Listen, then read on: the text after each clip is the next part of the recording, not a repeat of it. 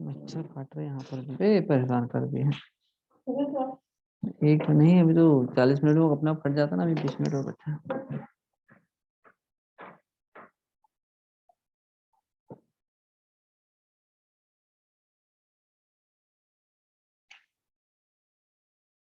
निखिल, ये phenol formaldehyde है क्या अपने को?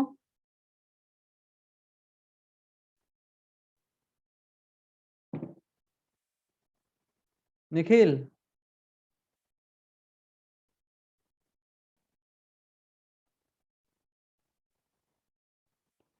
निखिल,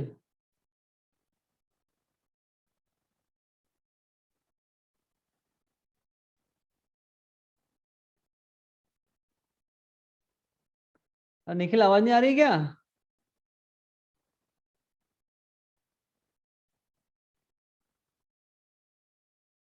मानसी, ये देखो तो अपने पास नेक्स्ट वाला निखिल, फॉर्मेल्डिहाइड रिलेटेड पॉलीमर है क्या, नहीं है? बेकेलाइट।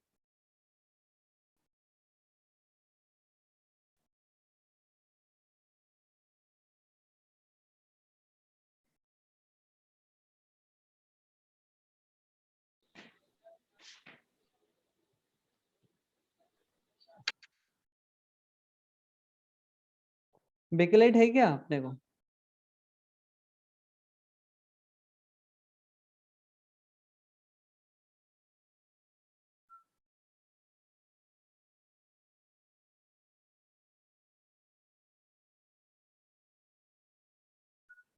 मानसी, आवाज आ रही है?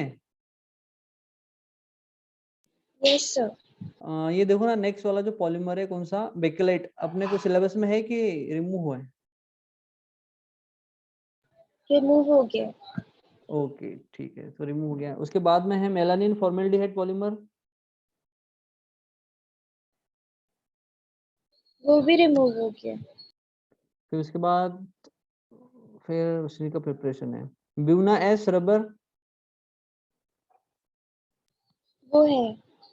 ओके, सो अब ब्यूना एस पढ़ेंगे। ठीक है, और ये न्यूप्रिन, वो भी है। ओके, उसके और बाद वाला। विस्को रेयन नहीं है? हाँ। विस्कस रेयन रिमूव हो गया है। ठीक है, तो ये दो पॉलीमर चलो हो जाएंगे, आज कंप्लीट हो जाएगा। ठीक है, तो हम पढ़ेंगे Buna S. So I am going to share the screen. अगर ना कोई पार्टिसिपेंट अगर वेटिंग में लिस्ट में रहता है तो मुझे बता देना, क्योंकि मुझे नोटिफिकेशन नहीं आते यहाँ पे। हाँ, यस सर। ठीक है।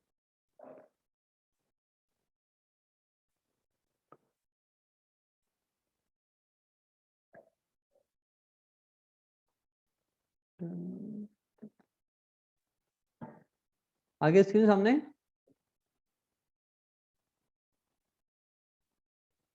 Yes sir. ठीक,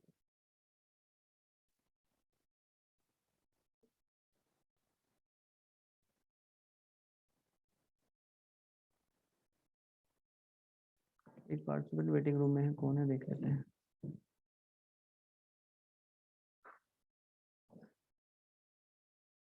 तो आ गए हैं। Now we are going to start the next polymer, और वो है ब्यूना एस रबर।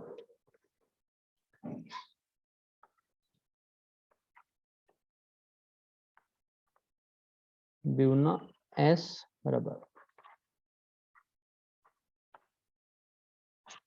बहुत इंपॉर्टेंट है, टायर बनाने के लिए यूज होता है इसका। ठीक है, अब देखो एक्चुअल में ब्यूना एस रबर एक इलास्टोमर है। ठीक है, इलास्टोमर यानी इट कंटेन इलास्टिसिटी। ठीक है, तो पहले इसकी property, it is the elastomer. Elastomer means it contain elasticity.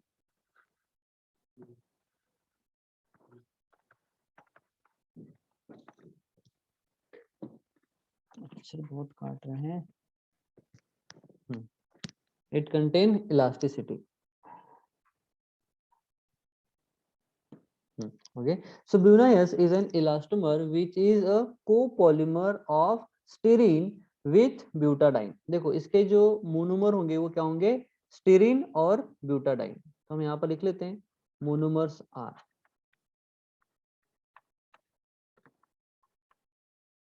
Monomers कौन कौन से हैं? पहला है स्टीरीन फर्स्ट, और सेकंड है ब्यूटाडाइन।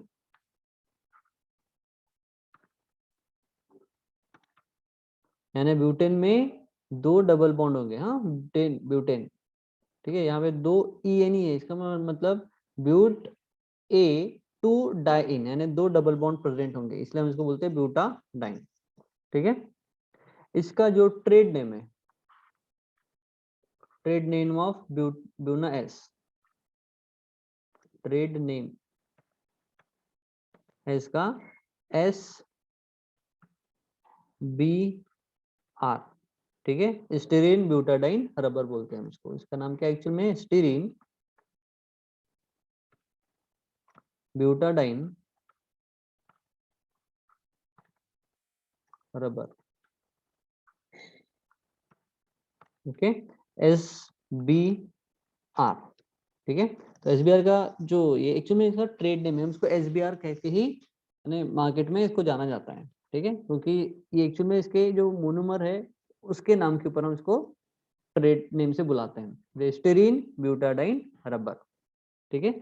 द हाँ आगे, the copolymer is usually obtain from, अब देखो इसको हम कैसा फॉर्म करते हैं, तो हम यहाँ पर लिखेंगे मेथड ऑफ प्रिपरेशन।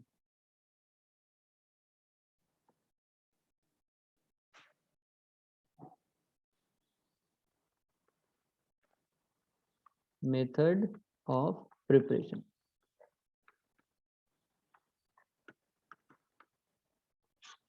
इसका ब्यूना है, इसका ऑफ ब्यूना एस, ठीक है। देखो देखो इसमें इनका रेशो रहेगा 25:75 का, ठीक है। दोनों को हम मिक्स करेंगे।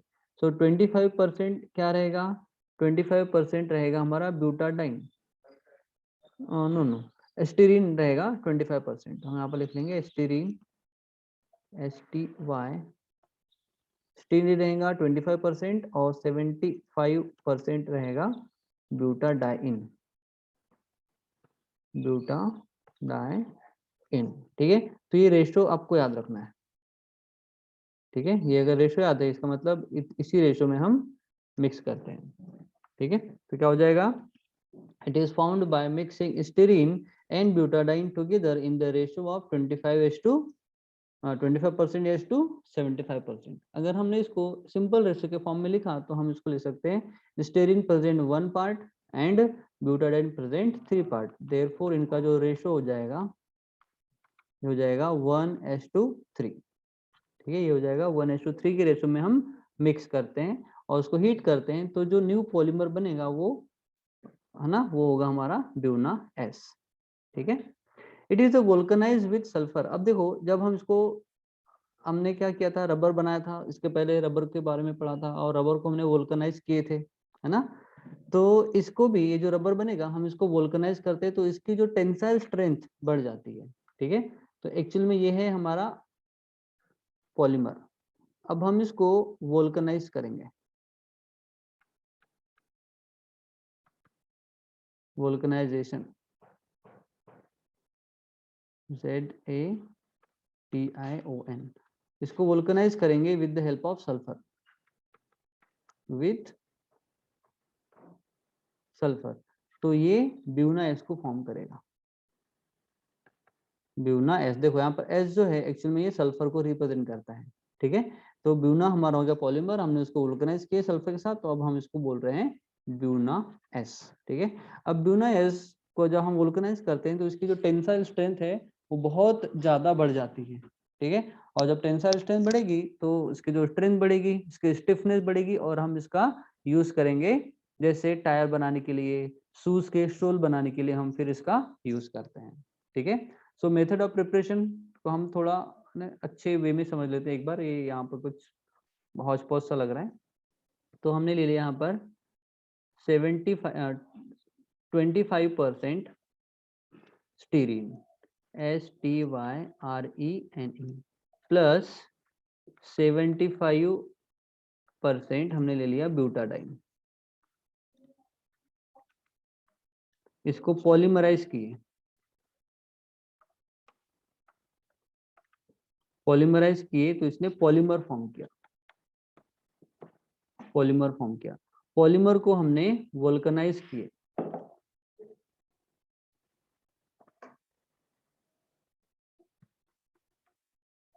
वोल्कनाइज किए किसके साथ, विद सल्फर।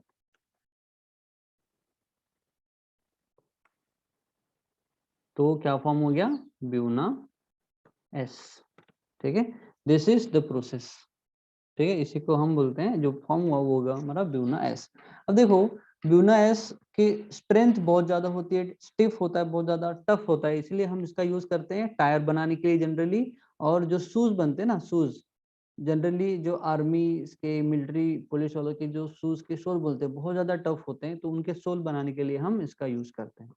ठीक है, तो ये हो जाएंगे उसके यूज में। तो यूज पढ़ लेते हैं, 2 लाइन का है, उसके बाद फिर हमारा ब्यूना एस भी एंड हो जाएगा। तो उसके यूजेस, इंक चेंज कर लेता हूँ तो आपको कंफ्यूज नहीं होगा। Use of Buena S. ठीक है, आपको अगर लिखना है तो पहले इसको नोट डाउन कर लो, देन हम आगे बढ़ेंगे।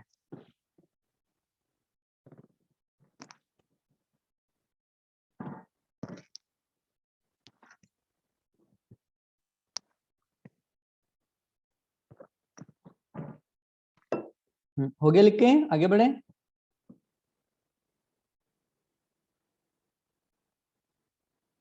निखिल हो गया बेटा लिख के?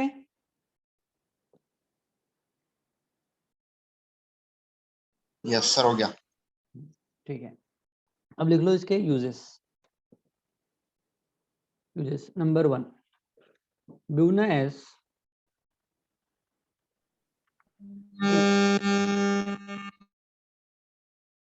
प्रणय कुछ बोलना है बेटा?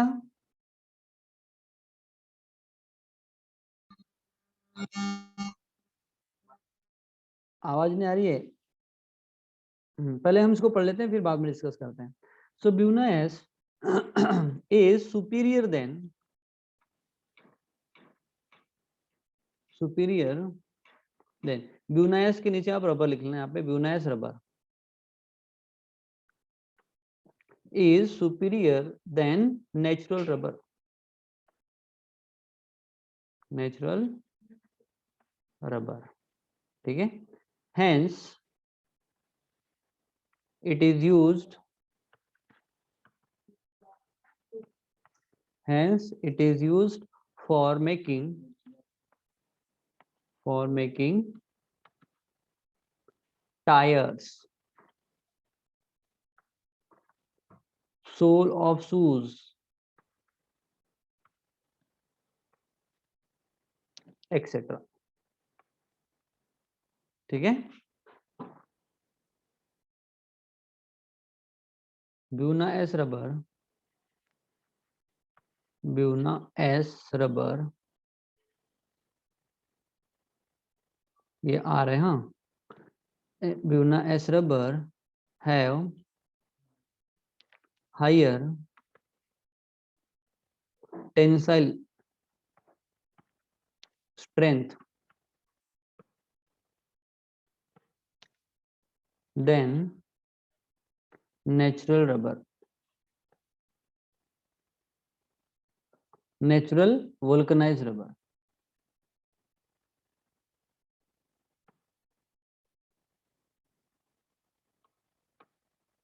ठीक है, सो ये हो गया ऑल अबाउट यूजेस। ठीक है, तो इसको लिख लो, फिर हम आगे बढ़ते हैं।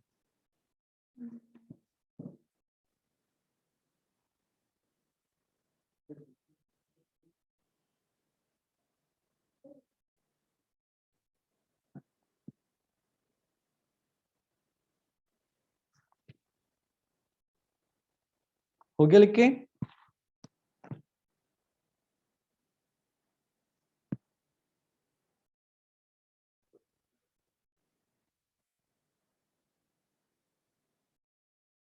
तो चलो उसके बाद रिपीट कर लेते हैं। सो ब्यूनो एस रबर एक्चुअल में क्या है, इट इज इलास्टोमर। ये क्या है, इलास्टोमर है। ठीक है, इसके मोनोमर्स क्या क्या है, इसके मोनोमर है, एक है स्टेरिन और दूसरा है ब्यूटाडाइन। इसका जो ट्रेड नेम है है ना, जो मार्केट में ज्यादा जो नेम चलता है वो कैसा चलता है, SBR के नाम से, हम इसको SBR कहते हैं। SBR में क्या है एक्चुअल में, स्टीरीन ब्यूटाडाइन रबर, ठीक है।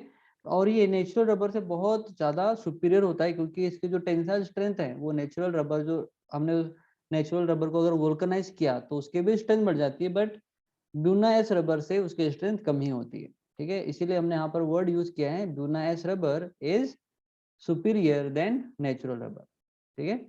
अब मेथड ऑफ प्रिपरेशन, हमने मेथड ऑफ प्रिपरेशन यानी इसको बनाया कैसे, तो हमने कैसे बनाया, 25% स्टीरीन को मिक्स किया किसके साथ में, 75% ऑफ ब्यूटाडाइन, हमने उसको हीट किया, तो हमारा दोनों कैसे गए, पॉलीमराइजेशन प्रोसेस में, और उन्होंने पॉलीमर फॉर्म किया, और पॉलीमर को हमने फिर वोल्कनाइज किया। देखो वोल्कनाइज करने के बाद है ना, उसकी जो स्ट्रेंथ है वो और ज्यादा बढ़ जाती है, तो जो पॉलीमर फॉर्म हुआ हमने उसको सल्फर के साथ में वोल्कनाइज किया, और ब्यूना एस रबर फॉर्म हो गया। और ब्यूना एस रबर बहुत ज्यादा सुपीरियर होता है नेचुरल रबर से, इसीलिए हम उसका यूज करते हैं टायर बनाने के लिए और शूज के सोल बनाने के लिए, ठीक है। तो यहाँ पर आगे उसके uses, Buna S is superior than natural rubber, hence it is use for the making tyre, sole of the shoes etcetera, ठीक है। Buna S rubber having higher tensile strength than natural vulcanise rubber, ठीक है।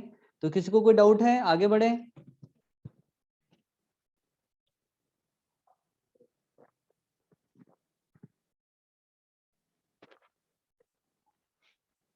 अरे कोई तो जवाब दो।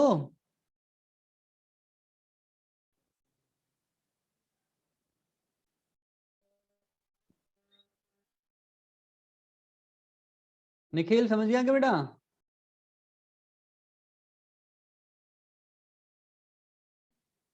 मानसी, यस सर, समझ गए। हाँ जब मैं पूछता हूँ उसमें बोल दिया करो ना, मैं फिर वेट करते रहता हूँ, समझा कि नहीं समझा, ऐसा लिख के भी हो गया। सर हम लिख रहे थे। हाँ हाँ यस सर। ठीक ठीक है। तो अब आगे बढ़ते हैं।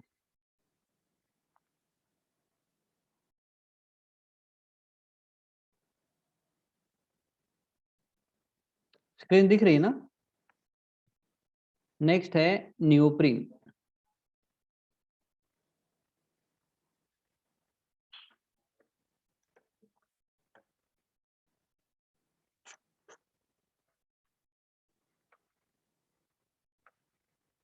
नियोप्रीन पॉलीमर, ठीक है। सो नियोप्रीन अगेन एक रबर ही है, सो हम इसको बोलेंगे, but it is synthesised in laboratory, है ना, इसलिए हम इसको बोलते हैं it is a synthetic rubber. Neoprene जो पॉलीमर है एक्चुअल में क्या है, a synthetic rubber, it is a synthetic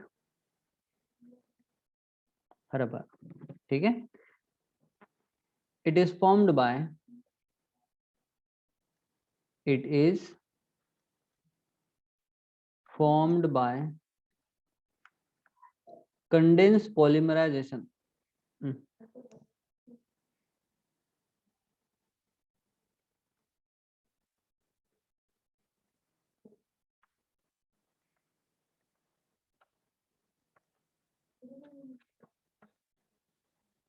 condensed polymerization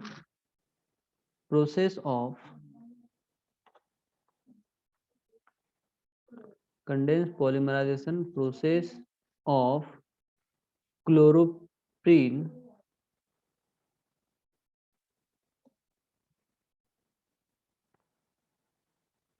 और इसका मॉलिक्यूलर फार्मूला है, इट इज 2 क्लोरो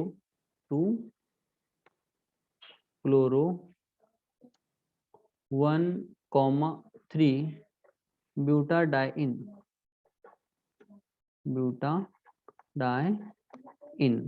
ये ब्यूटाडाइन के समान ही है, बस इसके सेकंड नंबर के कार्बन के ऊपर क्लोरीन अटैच है, अदरवाइज ब्यूटाडाइन ही है, बस यहाँ पर हमने एक हाइड्रोजन को रिमूव करके क्लोरीन को ऐड कर दिया है, ठीक है। आगे देखो, अब इसकी जो पॉलीमराइजेशन प्रोसेस है ना बहुत ज्यादा फास्ट है, so it polymerise polymerise rapidly, इसकी जो पॉलीमराइजेशन प्रोसेस है ना बहुत ज्यादा फास्ट है, ठीक है, as compare to the other, हो गया। लेकिन ये रिएक्शन जो होगा इनिशिएट वो होगी in presence of oxygen, so it polymerise rapidly in presence of oxygen, okay, to form neoprene rubber, ठीक है। हम देखो अब जो न्यूप्रीन रबर फॉर्म होगा हम उसको फिर से वोल्कनाइज करेंगे, ठीक है। नेक्स्ट, ये फर्स्ट पॉइंट हो गया, ये सेकंड पॉइंट हो गया, फिर थर्ड पॉइंट, ठीक है। अब जो रबर फॉर्म हो गया, द रबर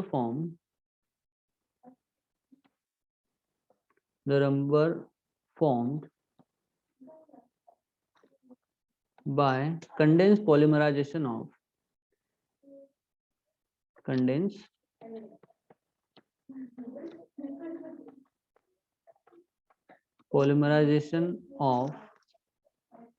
क्लोरोप्रीन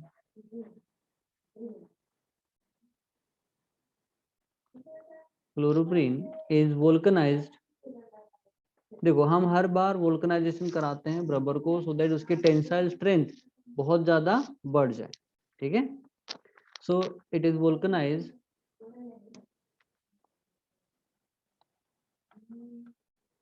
बाय, देखो हमने लास्ट टाइम जो वोल्कनाइजेशन किया था वो सल्फर के प्रेजेंस में किया था, लेकिन यहाँ पर हम जो वोल्कनाइजेशन करेंगे वो हम करेंगे मैग्नीशियम ऑक्साइड के प्रेजेंस में, MgO के प्रेजेंस में, ठीक है। तो इज वोल्कनाइज्ड बाय MgO, क्या इट इज, मैग्नीशियम ऑक्साइड, ठीक है। So it magnesium oxide then its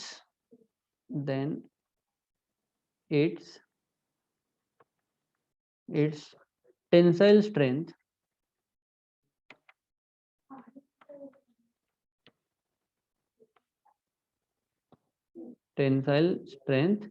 improved,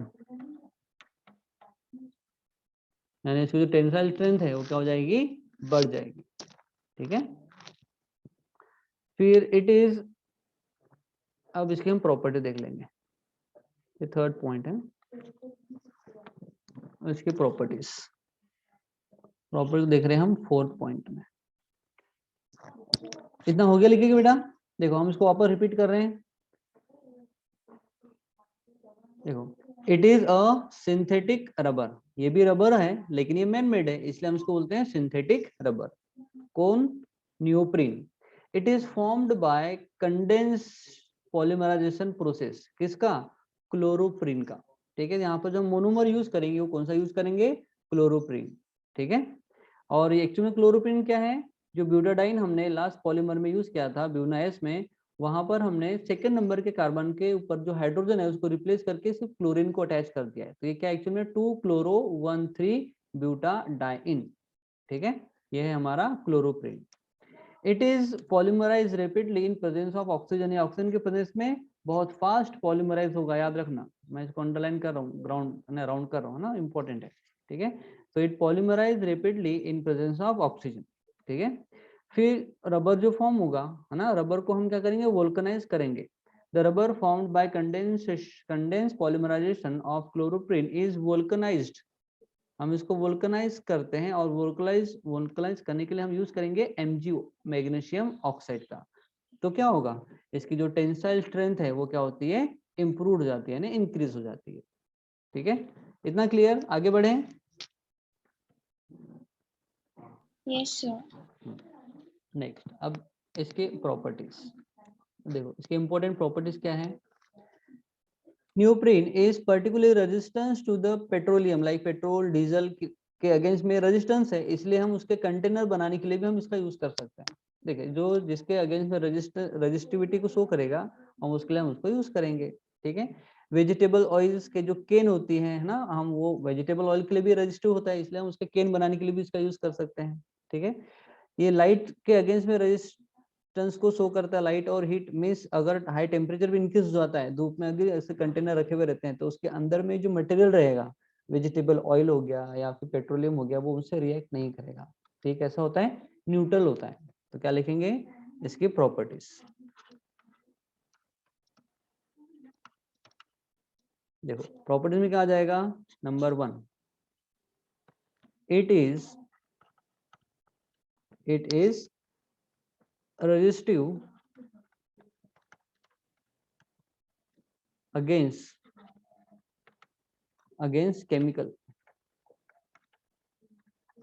chemicals like petroleum।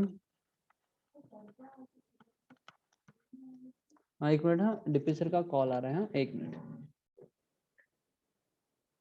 Hello, हाँ सर गुड मॉर्निंग। हाँ अभी केमिस्ट्री का शुरू है, मैं सर 10 मिनट के बस खत्म हो जाएगी, 10 मिनट में, मैं 10 मिनट कॉल बैक करता हूँ। हाँ सो कहाँ थे हम, it is resistance against chemicals like petroleum comma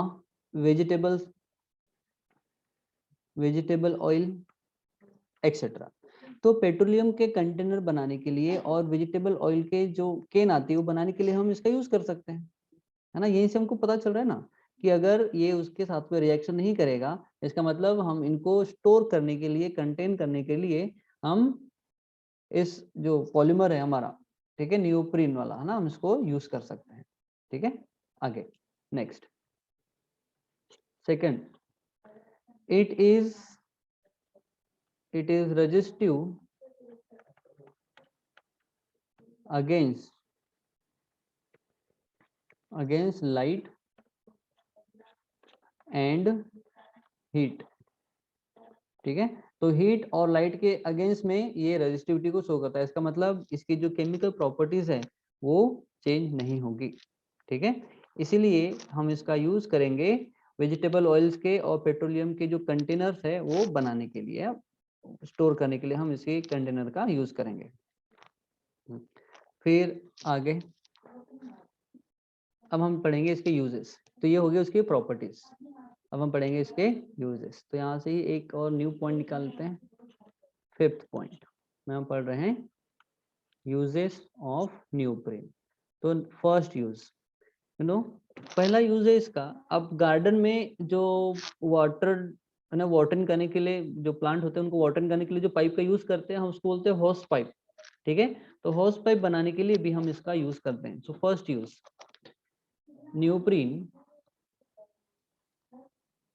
neoprene is used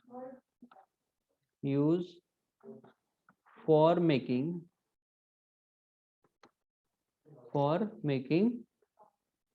hose pipes।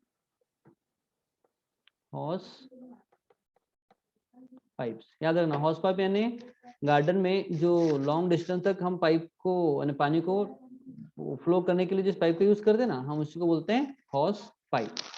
ठीक है, फॉर ट्रांसपोर्टेशन ऑफ गैसोलीन। अब देखो ये हॉस पाइप तो हो गया कि हम गार्डन में जो पाइप हो ना लॉन्ग लॉन्ग, वो बनाने के लिए हम इसका यूज करते हैं। Second, again neoprene is use for making hose pipe. Neoprene is used for making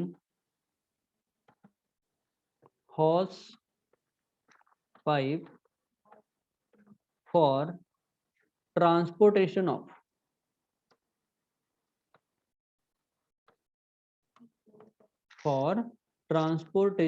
of gasoline and making gasket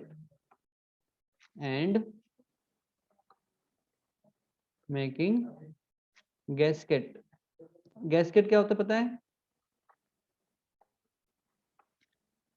gasket actual में जो लीकेज होता है एयर का या वाटर का, वो लीकेज नहीं होना चाहिए, इसलिए दो जो कंटेनर होते हैं उनको ज्वाइन करने के लिए हम उनके बीच में टाइट करने के लिए हम गैसकेट का यूज करते हैं। ठीक है, नेक्स्ट, ये सेकंड यूज था। अब थर्ड देखो, इसका हम यूज करते हैं इंसुलेटिंग केबल के जो जैकेट है ना वो बनाने के लिए, इंसुलेटिंग केबल और इंसुलेटिंग जैकेट बनाने के लिए। ठीक है, so it is use for manufacturing, it is used for manufacturing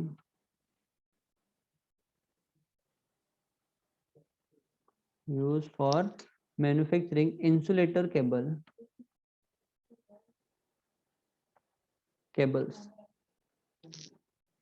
and insulating jackets.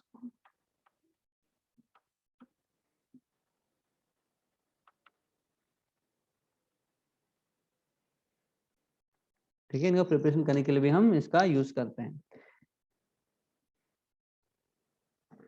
Fourth, हमने एक प्रोसेस देखा था, मैग्नेटिक सेपरेशन मेथड। हम एक कन्वेयर बेल्ट होता है, उसको इलेक्ट्रोमैग्नेटिक व्हील के ऊपर हम रोटेट कराते हैं। तो ऊपर में जो हम जिस कन्वेयर बेल्ट का यूज करते हैं उसको भी प्रिपरेशन करने के लिए हम नियोप्रीन का यूज करते हैं। ठीक है, सो नियोप्रीन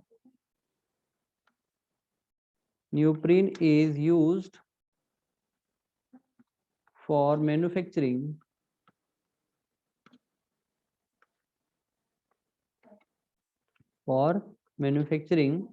insulator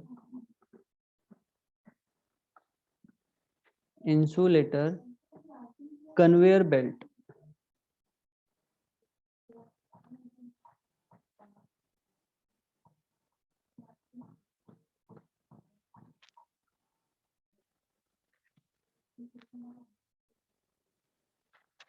हाँ बेटा, बस 5 मिनट आपकी क्लास स्टार्ट हो रही है। अभी ये 12th वालों का एंड हो रहा है, फिर आपकी क्लास स्टार्ट होगी। हाँ, 5 मिनट रुक जाओ।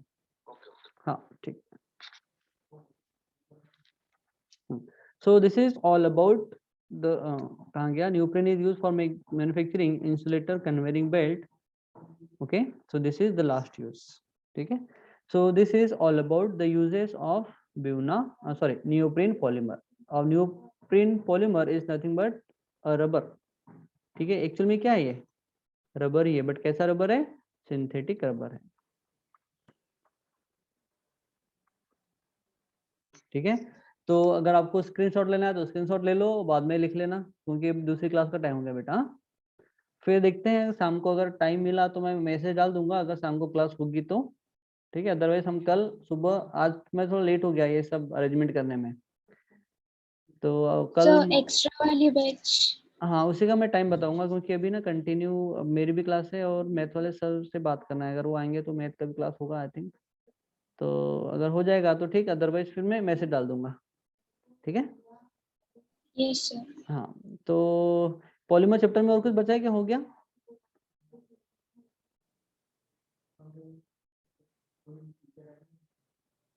बचा होगा कुछ लास्ट का? और बायोडिग्रेडेबल पॉलीमर्स। बायोडिग्रेडेबल तो बहुत इजी है, तो जो इजीली बायोडिग्रेड हो जाएंगे ना उसको बोलेंगे बायोडिग्रेडेबल पॉलीमर। ठीक है, हम इसको कल कंप्लीट कर लेंगे वाला चैप्टर। ठीक है, कल थोड़ा लॉन्ग टाइम बैठेंगे, 40 मिनट के 2 सेशन कर लेंगे। ठीक है, तो कल ये चैप्टर कंप्लीट हो जाएगा।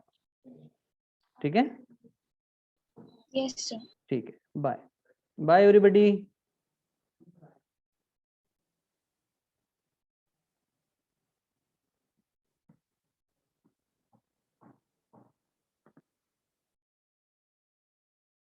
हाँ, और एक बात, जिनको अगर ये लेक्चर वापस से देखना है तो मैं इसको गूगल, नहीं हमारा यूट्यूब जो चैनल है ना उसके ऊपर सेम लेक्चर वापस आ जाएगा। अगर आपको देखना है तो you can attend from there also.